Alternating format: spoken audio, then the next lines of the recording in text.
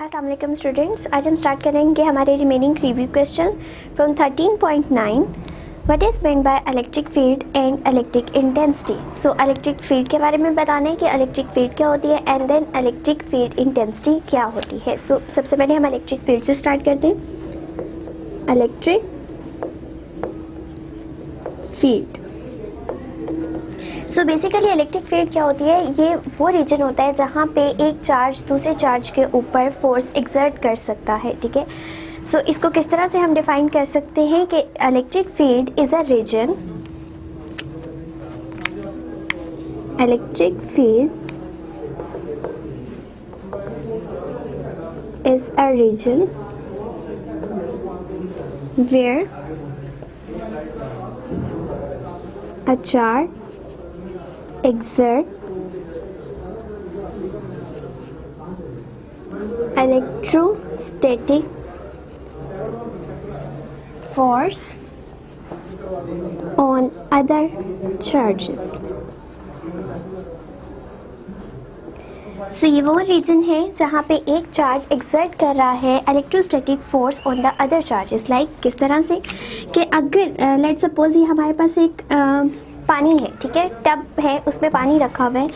अब अगर हम स्टोन को इसके अंदर फेंकेंगे, ठीक है, तो वो स्टोन बाहर था, ठीक है, पहले वो बाहर था, अब ये पूरे जो पानी है उसके अंदर अब उसने उस स्टोन को अपने अंदर आने दिया। ठीक है, तो इससे थोड़ा हम आइडिया ले लेते हैं कि अगर ये पूरा का पूरा चार्ज है और वो दूसरे चार्ज के ऊपर जो है अपने रीजन के अंदर अंदर फोर्स एक्सर्ट कर रहा है, तो उस रीजन को हम कहते हैं कि that is electric field. Then हमारे पास है, हमसे पूछा गया है कि what is electric field intensity. Electric field intensity क्या होती है? ठीक है, इंटेंसिटी क्या होती है? इंटेंसिटी का वर्ड आता है शिद्दत से। ठीक है, तो जहाँ पे भी हम शिद्दत का वर्ड यूज़ करते हैं वहाँ पे क्या आ जाता है, हम उस चीज़ की स्ट्रेंथ की बात कर रहे होते हैं। ठीक है, तो ये वो स्ट्रेंथ है जिससे कोई भी चार्ज दूसरे चार्ज को अपनी तरफ अट्रैक्ट कर सकता है, ठीक है, या अपनी तरफ ला सकता है एट दैट पॉइंट। सो उसको हम क्या कहते हैं? उसको हम कहते हैं इलेक्ट्रिक फील्ड इंटेंसिटी। ठीक है, सो strength of electric field in which it at any point in the space. ठीक है, सो क्या है ये? स्ट्रेंथ है, basically strength of electric field. ठीक है, अब इस स्ट्रेंथ को हम और किस तरह से डिफाइन कर सकते हैं कि हम कहते हैं कि हमारी स्ट्रेंथ बेसिकली किस तरह से होती है कि फोर्स एक्सर्ट हो रही है ऑन अ चार्ज पार्टिकल। ठीक है, so force exerted on a charge in an electric field that is called the electric field strength, जिसको हम रिप्रेजेंट करते हैं V से, सॉरी E से। ठीक है, सो ये E हमें क्या बता रहा है? ये हमें दे रहा है इलेक्ट्रिक फील्ड स्ट्रेंथ, और इलेक्ट्रिक फील्ड स्ट्रेंथ इसके अकॉर्डिंग क्या बनेगी? Force per unit charge. ठीक है, तो फोर्स पर यूनिट चार्ज यानी एक चार्ज के ऊपर जितनी फोर्स लग रही है, जितनी स्ट्रेंथ के साथ जो हम फोर्स लगा रहे हैं, उसको हम क्या कहते हैं कि that is the electric field intensity. वो हम नहीं लगा रहे होते, बेसिकली इलेक्ट्रिक फील्ड लगा रही होती है। तो उस शिद्दत को, उस इंटेंसिटी का क्या नाम है, उस स्ट्रेंथ का क्या नाम है? Electric field intensity. Next question है question number 13.10 and 13.10 is electric intensity a vector quantity? What will be its direction? So हमसे पूछा गया है कि इलेक्ट्रिक इंटेंसिटी जो है क्या वो एक वेक्टर क्वांटिटी है? अगर है तो किस तरह से? ठीक है, सो पहली बात है कि हमारी जो इलेक्ट्रिक फील्ड इंटेंसिटी है वो एक वेक्टर क्वांटिटी है। क्यों है? पहली बात है yes, it is a vector quantity, a vector quantity. अब हम इसको स्टडी करेंगे कि वेक्टर किस तरह से बनी। ठीक है, अभी हमने इलेक्ट्रिक फील्ड इंटेंसिटी की डेफिनेशन में देखा कि हम कह रहे हैं force that is exerted on a charge particle when it move from infinity to that point, या उस पॉइंट पे लाने के लिए जो हम फोर्स लगा रहे होते हैं, इलेक्ट्रिक फील्ड के अंदर जो फोर्स लग रही होती है उस चार्ज पार्टिकल पे, उसको क्या कहते हैं? Electric field intensity. उसके अकॉर्डिंगली हमने देखा कि हमारे पास फॉर्मूला क्या बन रहा था कि हमारी जो फील्ड इंटेंसिटी है, ठीक है, that is equals to force per unit charge, ठीक है। बेसिकली तो यही है ना कि फोर्स जो कि एक चार्ज के ऊपर लगाई जा रही है when it is present in the electric field. अब अगर यहाँ पे देखें Q जो है चार्ज, ये एक स्केलर क्वांटिटी है, ठीक है, लेकिन फोर्स का हमें पता है कि फोर्स क्या होती है, फोर्स एक वेक्टर क्वांटिटी है, ठीक है। सो E जो है वो डायरेक्टली प्रोपोर्शनल है फोर्स के, ठीक है। अब फोर्स चूंकि वेक्टर क्वांटिटी है तो हमारे पास इलेक्ट्रिक फील्ड भी क्या है, वो भी एक इलेक्ट्रिक फील्ड इंटेंसिटी भी एक वेक्टर क्वांटिटी है, ठीक है। इट मीन्स इसकी डायरेक्शन होना बहुत ज़रूरी है। जब तक हम इसकी डायरेक्शन डिफाइन नहीं करेंगे हम नहीं बता सकते कि इलेक्ट्रिक फील्ड इंटेंसिटी क्या है बेसिकली, ठीक है। अब बात आती है कि चलो ठीक है, ये वेक्टर क्वांटिटी भी थी, फोर्स की वजह से इसकी डायरेक्शन भी है, सॉरी फोर्स की वजह से ये भी एक वेक्टर क्वांटिटी है, लेकिन अब इसकी डायरेक्शन क्या होगी। यहाँ पे हमें नजर आ रहा है कि जो हमारा फॉर्मूला है वो हमें क्या बता रहा है कि E is directly proportional to F, ठीक है। यानी कि जो फोर्स की डायरेक्शन होगी वही इलेक्ट्रिक फील्ड की डायरेक्शन होगी, ठीक है। लेट्स सपोज अगर हम चार्ज रखते हैं, कोई भी हमने फील्ड अप्लाई की, ठीक है, यहाँ पे हम लोग फील्ड अप्लाई करें, ठीक है, उस फील्ड के अंदर एक चार्ज पार्टिकल को प्लेस कर दिया, तो अब वो चार्ज पार्टिकल किस तरफ मूव करेगा, जिस डायरेक्शन में उस चार्ज के ऊपर फोर्स लग रही होगी, ठीक है। लेट्स सपोज अगर ये आगे की तरफ मूव करे, it means electric field intensity भी क्या है, फॉरवर्ड है, ठीक है। अगर इस टेस्ट चार्ज पे इस बैकवर्ड फोर्स लग रही है, इट मीन्स चूंकि ये इलेक्ट्रिक फील्ड इंटेंसिटी फोर्स के डायरेक्टली प्रोपोर्शनल है, इसका मतलब है कि इसकी डायरेक्शन भी सेम ही रहेगी जिस डायरेक्शन में फोर्स लगेगी किसी भी चार्ज पार्टिकल के ऊपर। सो हमारा आंसर क्या हुआ कि यस, हमारी जो इलेक्ट्रिक फील्ड इंटेंसिटी है वो एक वेक्टर क्वांटिटी है। क्यों? क्योंकि ये फोर्स पे डिपेंड कर रही है and also it is directly proportional to force. So इसकी डायरेक्शन क्या होगी, वही होगी, सेम रहेगी जो कि हमारे फोर्स की डायरेक्शन होगी जब वो किसी भी चार्ज पार्टिकल पे या टेस्ट पॉइंट चार्ज पे फोर्स एक्सर्ट करेगा, ठीक है। और इसी तरह से अगर हम किसी फील्ड में कोई हमने रिस्ट्रिक्शन नहीं लगाई हुई उस टेस्ट चार्ज के ऊपर कि उसने कहाँ जाना है, अगर हमने इसको फ्रीली यहाँ पे छोड़ दिया है तो वो ऑटोमेटिकली उस तरफ मूव करना शुरू कर देगा जहाँ पे इस टेस्ट चार्ज के ऊपर फोर्स लग रही होगी, ठीक है। अगर फॉरवर्ड में लग रही होगी तो फॉरवर्ड मूव करेगा और उसी डायरेक्शन में हमारी इलेक्ट्रिक फील्ड स्ट्रेंथ भी प्रेजेंट होगी, इलेक्ट्रिक फील्ड इंटेंसिटी भी प्रेजेंट होगी। सो ये था हमारा क्वेश्चन नंबर 13.10। नेक्स्ट की तरफ मूव करते हैं which is 13.11 and 13.11 is how would you define potential difference between 2 points and also define its unit. So electric हमने बताना है कि पोटेंशियल डिफरेंस क्या होता है, पोटेंशियल डिफरेंस, एंड हमने इसका फर्दर क्या बताना है कि what is how would you define potential difference between 2 points and define its unit.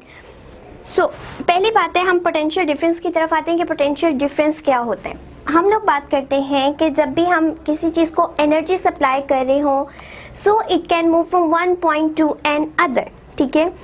तो एक पॉइंट से दूसरे पॉइंट तक जाने में जो उसको हमने एनर्जी प्रोवाइड की, वर्क डन हमने किया, वो हमारा क्या कहलाता है, वो हमारा कहलाता है पोटेंशियल डिफरेंस, ठीक है। किस तरह से, लेट्स सपोज हम सबसे पहले एक सिंपल एग्जांपल से चलते हैं, बात करते हैं। हम एक कंडक्टर यूज़ कर रहे हैं, ठीक है, या मेटल, ठीक है। हम आम घर की एग्जांपल ले लेते हैं। हमने एक स्पून पकड़ा है, ठीक है, स्पून को हमने एक साइड से गर्म करना शुरू कर दिया, ठीक है, मेटल का स्पून था और हमने उसको हीट अप करना शुरू कर दिया। अब क्या हुआ कि यहाँ पे टेम्परेचर ज़्यादा हो गया, ठीक है। जैसे जैसे हीट करते जा रहे हैं, नो डाउट वो आगे ट्रांसफ़र होगी, लेकिन अभी हम जस्ट इनिशियल स्टेज पे क्या बात करें कि अभी ये पोर्शन गर्म हो चुका है, ठीक है। उसके रिस्पेक्ट से अगर हम देखें तो यहाँ पे टेम्परेचर इंक्रीज़ करना शुरू कर गया as compare to this one, ठीक है। जब टेम्परेचर डिफरेंस क्रिएट हुआ तब हमारी हीट आगे ट्रांसफ़र होना शुरू होगी और हमारा जो मेटल स्पून है वो पूरा का पूरा जो है वो गर्म हो जाएगा, ठीक है। उस पूरा स्पून कब गर्म होगा, जब यहाँ पे टेम्परेचर का डिफरेंस क्रिएट होगा। यहाँ पे टेम्परेचर ज़्यादा है, यहाँ पे कम है, तो टेम्परेचर इस तरफ को उस तरफ जाएगा जहाँ पे टेम्परेचर कम था, ठीक है। उसी तरह से अगर हम पोटेंशियल डिफरेंस की बात करें तो अब लेट्स सपोज अगर हमारा चार्ज इस तरह यहाँ पे पड़ा हुआ है, लेट्स सपोज ये यहाँ पे, ठीक है, मुझे इसको यहाँ पे लेके जाना है जबकि हमने इसको कोई फील्ड प्रोवाइड की हुई है, इलेक्ट्रिक फील्ड प्रोवाइड की हुई है, ठीक है, पॉजिटिव एंड नेगेटिव। पॉजिटिव क्या है? हाई पोटेंशियल, ठीक है, हाई है, यहाँ पे हमने क्या दिया हुआ है? हाई पोटेंशियल है, यहाँ क्या है? लो। पहली बात ये हम लोग पोटेंशियल, ये बैटरी प्रोवाइड करने की वजह से क्या हुआ? पॉजिटिव है, ठीक है, पॉजिटिव से यहाँ कनेक्ट किया हुआ है, यहाँ क्या है? यहाँ पे हाई पोटेंशियल है, यहाँ पे लो पोटेंशियल है। अब क्या होगा कि हाई से लो की तरफ ऑटोमेटिकली हमारा चार्ज मूव करेगा, ठीक है। और अगर ऐसा नहीं है और हमने कोई फील्ड अप्लाई नहीं की हुई और फिर हम पोटेंशियल डिफरेंस क्रिएट करवाना चाह रहे हैं तो किस तरह होगा कि हाई से लो की तरफ मूव करवाएंगे, या अगर पहले ही लो पे था और हमने इसको हाई पे लेके जाना है, ठीक है, तो क्या होगा? हमें इसको खुद से एनर्जी देनी पड़ेगी, ठीक है। अगर हाई टू लो होता तो ऑटोमेटिकली फ्लो करता जाता है। जिस तरह हमने स्पून की एग्जांपल ली कि टेम्परेचर जो है वो एक एज पे इंक्रीज किया तो वो ऑटोमेटिकली टेम्परेचर डिफरेंस क्रिएट होने की वजह से हीट जो है वो आगे ट्रांसफ़र होगी। इसी तरह से अगर हम लोग किसी चार्ज पार्टिकल को लो से हाई की तरफ यानी नीचे से ऊपर लेके जाना चाहते हैं तो हमें क्या करना पड़ेगा? उसके ऊपर एनर्जी लगानी पड़ेगी, energy in the sense work done करना पड़ेगा, ठीक है। तो वो वर्क डन जो कि किसी चार्ज पार्टिकल पे किया जा रहा हो उसे एक पॉइंट से दूसरे पॉइंट पे लेके जाने के लिए तो यहाँ पे हमारा क्या क्रिएट हो जाता है? पोटेंशियल डिफरेंस क्रिएट हो जाता है एट द 2 पॉइंट्स, ठीक है। सो क्या बन जाएगा हमारा पोटेंशियल डिफरेंस? V, ठीक है। पोटेंशियल डिफरेंस को हम V से रिप्रेजेंट करते हैं। वर्क डन यानी वो एनर्जी जो हम किसी चार्ज के ऊपर लगा रहे हैं, चार्ज के ऊपर, to bring it from infinity to that point, ठीक है। हम यहाँ पे इस तरह नहीं कहते कि from A point to B point, हम एक जो है जनरल बात करते हैं। जब जनरल बात करते हैं तो हम उसमें इन्फिनिटी का वर्ड यूज़ करते हैं, इन्फिनिटी टू दैट पॉइंट, ठीक है। तो हमने क्या किया कि वर्क डन किया या एनर्जी सप्लाई की to bring the charge from infinity to that point and this is called basically the potential difference, ठीक है। और पोटेंशियल डिफरेंस का इससे हमारे पास क्या बन जाएगा? यूनिट, वर्क का यूनिट होता है जाउल, ठीक है, चार्ज का होता है कूलम, इट मीन्स ये हमारे पास बन जाएगा चार्ज पर कूलम।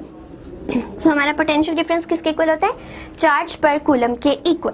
अब यहाँ से हमने बता दिया कि चार्ज पर कूलम के इक्वल जो है हमारा यूनिट है। तो अब हमसे नेक्स्ट यही डिमांड की गई थी कि हमें जो है यूनिट डिफाइन करके बताएं। सो इसके यूनिट्स क्या हैं? The unit of potential difference is joule पर कूलम, ठीक है। इट मीन्स क्या इसका मतलब है कि 1 joule of work is done to bring 1 coulomb of charge from infinity to that point, ठीक है। सो इस प्रोसेस में हमारे पास पोटेंशियल डिफरेंस क्रिएट होगा ऑफ 1 वोल्ट, ठीक है। इसको 1 वोल्ट कहते हैं, ठीक है। ये जो जूल पर कूलम है ये हमारा किसके इक्वल हो जाता है? वोल्ट के इक्वल, ठीक।